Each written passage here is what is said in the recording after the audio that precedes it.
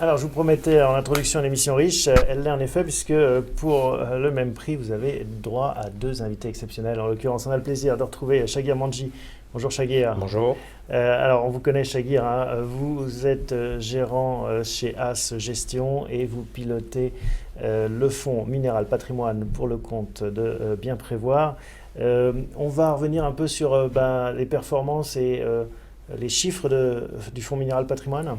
Oui, tout à fait. Alors l'année 2015 était une année très compliquée. Nous avons fini légèrement en dessous de 1% de performance sur l'année 2015.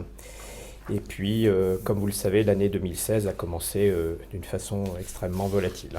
Alors, justement, sur cette année qui commence de façon difficile, quelle est votre lecture? Ça a commencé à tanguer au début décembre, en fait. Et c'est sans doute ce qui a mangé, parce que la dernière fois qu'on s'était vu, vous étiez plutôt en performance positive, mais sur la fin de l'année, c'est ce qui a mangé cette avance. Oui, alors tout à fait, on n'a pas eu le rallye de fin d'année tant attendu. Les événements se sont enclenchés, je dirais, le jour de la déception de la décision de la BCE, le 4 décembre. Le même jour, on a eu une réunion de l'OPEP également, où l'Arabie Saoudite a décidé de continuer à produire le même nombre de barils et finalement de maintenir ses productions. Donc l'événement, c'est vraiment le 4 décembre où les marchés ont commencé effectivement à baisser et depuis le début de l'année, c'est la continuité de cet événement-là. Si on s'arrête sur l'OPEP, quelle est votre lecture des enjeux? Alors, il me semble que l'environnement économique ne justifie absolument pas les fortes baisses que nous avons sur les marchés aujourd'hui. Quand on regarde aux États-Unis, dans la zone euro et même en Chine, avec la publication de ce matin, on n'a pas à s'alarmer de la croissance mondiale. En revanche, il est clair que les marchés font un lien avec un risque systémique, certainement lié au risque systémique lié à l'ensemble des financements concernant le secteur pétrolier et parapétrolier. Là, je pense évidemment surtout aux États-Unis, dans le domaine privé. Donc c'est ça le lien que font les marchés. Ils pensent qu'il y a un risque systémique sur l'ensemble des prêts avec des taux de défaut très élevés. Quand vous dites systémique, et donc ça rappelle en effet ce risque systémique sur les banques à l'époque des subprimes, la crise de 2007-2008, c'est du même acabit? Non, je pense que les marchés surestiment. On n'a pas vraiment d'estimation, on n'a pas ça serait vraiment quoi de l'effet chiffres. domino? Parce qu'une compagnie pétrolière fasse défaut, est-ce que ça a la même importance que quand c'est le cas d'une banque? Alors, le problème, c'est toujours le système bancaire. Donc, s'il y a effectivement des défauts importants sur ce secteur-là, le système bancaire serait affecté. C'est ça le lien. Et depuis, je pensais qu'on l'avait renforcé, ce système bancaire, et qu'il pouvait encaisser justement de nouvelles déflagrations. Alors, c'est vrai, mais en même temps, les systèmes bancaires ne sont pas toujours très transparents. On ne connaît jamais trop les leviers qu'il y a dans les prêts des banques. Donc, c'est vrai que ça amène une certaine opacité qui fait qu'on surestime le risque. Donc, le worst case scénario, c'est une ou plusieurs compagnies pétrolières font défaut, ça entraîne dans leur chute des banques et on se retrouve avec le même risque systémique. Voilà, tout à fait. Mais j'y crois pas, je pense que c'est surestimé par le marché. Et puis, on a toujours les banques centrales qui pourraient intervenir? Oui, tout à fait. Il y a d'abord les banques centrales, de toute façon, vont rester extrêmement accommodantes puisque la baisse du prix du pétrole amène une anticipation à la baisse des taux d'inflation. Donc il est clair que là aussi, c'est une question aujourd'hui sur les marchés. Est-ce que la Fed va véritablement remonter ses taux sur les prochains trimestres? Et votre sentiment? Alors moi, je pense que la Fed va reporter la remontée des taux. On le voit bien sur les taux courts américains depuis le début de l'année. On a une détente et non pas une tension. On a une détente sur les taux. Donc on voit bien qu'il y a un changement qui est en train de s'opérer. Là aussi, donc ça amène un peu moins de lisibilité sur ce qui était prévu en début d'année. Bon, il reste le dossier chinois qui aussi semble catalyser pas mal de craintes. Quelle est votre position sur la Chine? Alors, pour ce qui est du dossier chinois, ça me paraît être un élément beaucoup plus fondamental.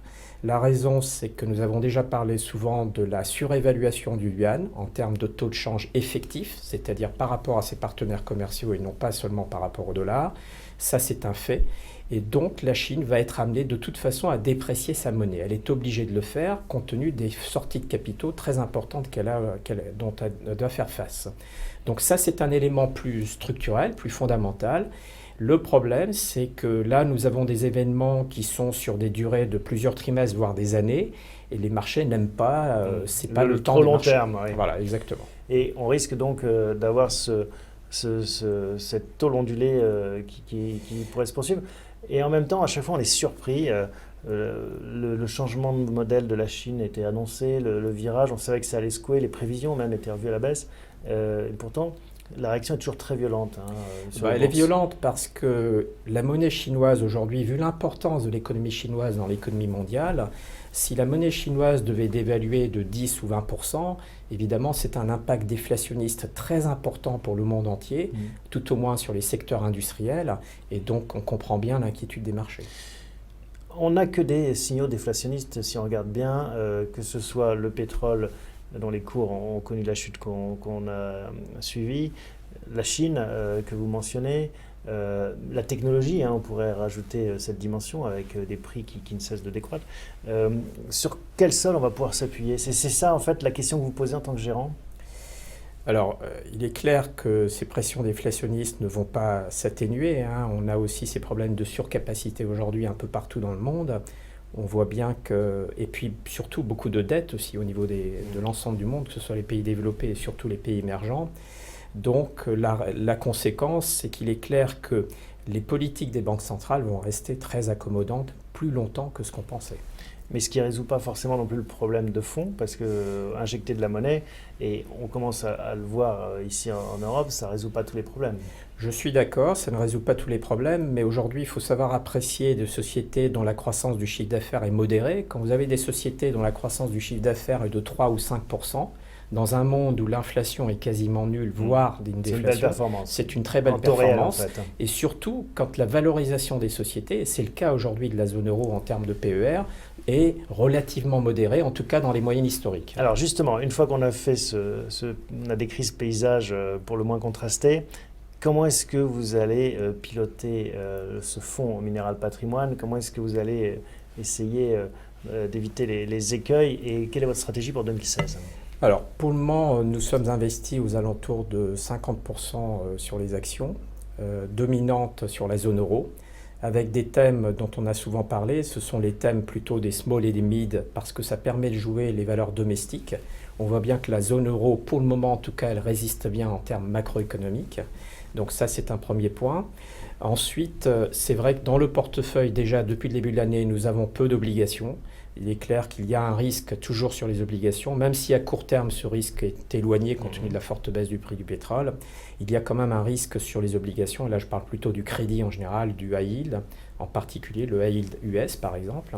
Les hauts rendements. Voilà, les hauts rendements. Les obligations à haut rendement. Donc nous avons essentiellement... sur les entreprises un peu plus risquées. Voilà, tout à fait. Donc nous avons essentiellement, je dirais, 50% d'exposition sur les actions, 10% sur les obligations, mais moitié high yield, moitié investment grade, plutôt de qualité et de duration courte. Donc pas d'État, pas de dette souveraine. Non, pas d'État. Et puis le reste, ce sont des stratégies de long short, ce sont des gestions alternatives qui cherchent à faire de la performance absolue. Et puis le reste, c'est du cash également. Quelles que soient donc, les conditions de marché, on peut dégager de la performance même si les marchés baissent. En tout cas, on limite les pertes. Et je pense qu'on est dans des zones quand même où il y a des opportunités, encore une fois, en termes de valorisation. Donc ça corrobore ce que nous disait Jonathan en première partie, la zone euro, quelque part dans ce monde un peu agité, c'est le moins qu'on puisse dire, reste un havre de paix, entre guillemets. Tout à fait. Alors d'un point de vue économique, c'est le cas. D'un point de vue politique, il faudra quand même être très attentif. Il y a la Grande-Bretagne, le Brexit, il y a les problèmes grecs qui vont arriver, il y a le problème espagnol qui est sous-jacent. Pourquoi les problèmes grecs vont revenir sur la table? C'est-à-dire qu'on va reparler du remboursement de la fameuse dette de 85 milliards qui a été octroyée. Donc il y a quand même des problèmes. C'est pour quand le calendrier? Parce que le Brexit, ça va être avant l'été sans doute. Alors je sais que c'est en 2016, je ne sais pas exactement la date, mais c'est en 2016. Donc il faudra faire attention de nouveau à des problèmes plutôt politiques, économiques à court terme. Bon, d'où cette impression de flashback et de retour oui, c'est vrai. vers le passé en l'occurrence. Merci beaucoup Shagir de nous avoir permis de profiter de vos lumières sur cette situation financière mondiale.